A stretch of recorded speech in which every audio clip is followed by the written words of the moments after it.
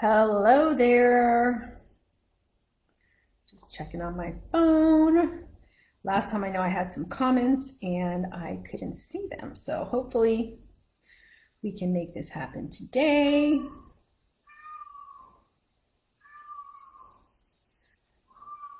All right, here we go. Last time I know I had some comments and let me take the volume off. Anyway, so welcome everybody. This is Nicole Santamaria. You're here on my Facebook page, Miami Handwriting. If you joined me last week, this is our second Facebook Live, we talked all about some really good questions you can ask your kids while going over their grades. So it's here on Facebook. It's also on my website. And if you're on my email list, I emailed it to you. So you can be on the lookout for that.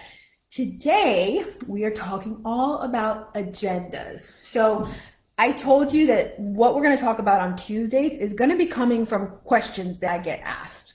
So the questions that I got asked was, Nicole, what's your favorite agenda? What agenda do you recommend that I use with my kids? You know, we all had a rough year. It's the beginning of a new year. So, you know, we're all big on making ourselves better, helping our kids do better. So agendas, of course, are going to be the topic. And I do have mixed feelings on agendas, but I'm going to break it down for you guys in a way that I want you to come up with your own conclusion as to what's going to be the best agenda for you and your families. I will give you my favorites at the end, but I want to give you the questions that I want you to start asking yourself.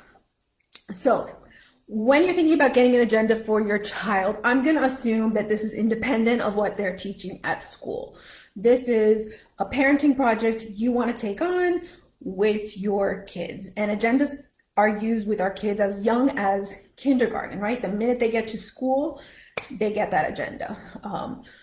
Today, we're really going to talk more about the school age, middle school age group. So the first question I want you to ask yourself is, why in the world do you want an agenda? Like, what's the purpose that it's going to serve in your particular case? Some questions, some answers you might come up with, you might want them to get better grades, right? You might want them to get straight A's. You might want them to remember to do their chores. You might just want it to be like development, you know, let's work on some self-development and some organization skills. Right? Using an agenda usually fits right along with getting more organized. So I really want you to think what that is, and whatever the answer is you come up with, I want you to back it up, scale it down. So for example, if your answer is, I want them to get better grades, I want you to scale it back. I want you to think, okay, so Nicole's telling me I can't make it all about the grades. Did they forget to turn in assignments? Did they not show up to their virtual class? Did they not turn in the assignments after they did it? Try and break down whatever it was and make that your purpose for the agenda. One of the mistakes that we do when we're for ourselves and when we're trying to do something with our kids to be helpful is we start off way too high. So this is where my occupational therapy superpower comes in. We want to be able to scale it back and use that task analysis to say, okay, this is what the end goal we want them to be, but there's so many steps before that. Let's really try and meet your kids where they are today, right now.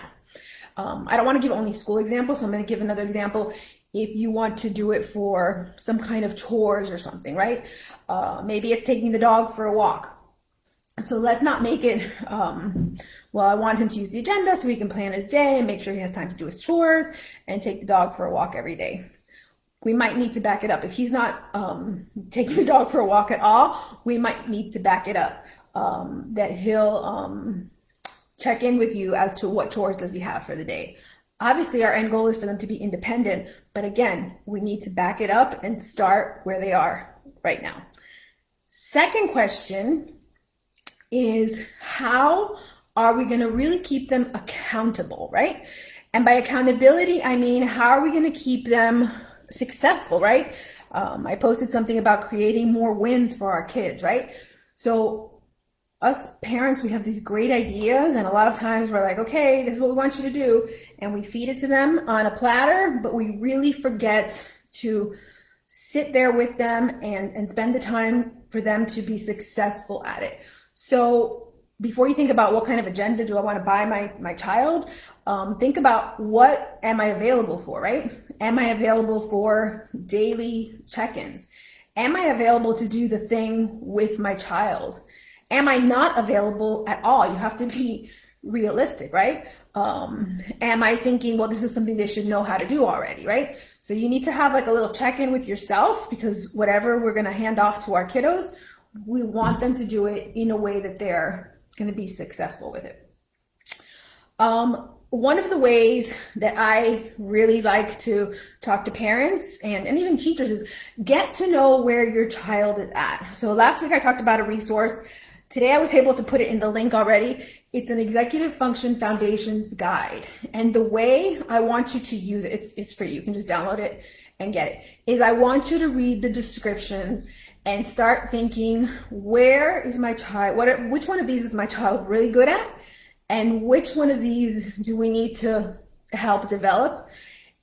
And that might help answer some of these questions, right? So pull the guide, download the guide, it's a one page, and take a look at it and say, okay, yeah, like we're really good over here. I see that this is an area that we need to do better at.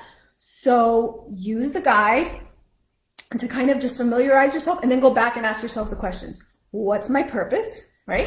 It might be task initiation, it might be something about attention, it might be something you didn't even think about. And what are you available for as far as accountability? So when you're watching this or watching the replay, you have any questions, go ahead and put them in the comments, reach out to me. If there's something you want us to talk about next week, you know, with agendas, there's so much. I just want to keep this under 10 minutes. Start with those two questions, and then maybe next week we can come back and talk about specific agendas, and I can pull what I really like about them and what I don't like. But I don't want to leave you hanging, so I will leave you with this. What I really love about an agenda is it doesn't matter really actually which one you get. I don't care. I don't have a favorite one, right? I do like the ones that work on things that are just more than school, right? Because an agenda is a really great tool that we have to help our kids to develop their you know, academic self and their personal self, their social hobbies.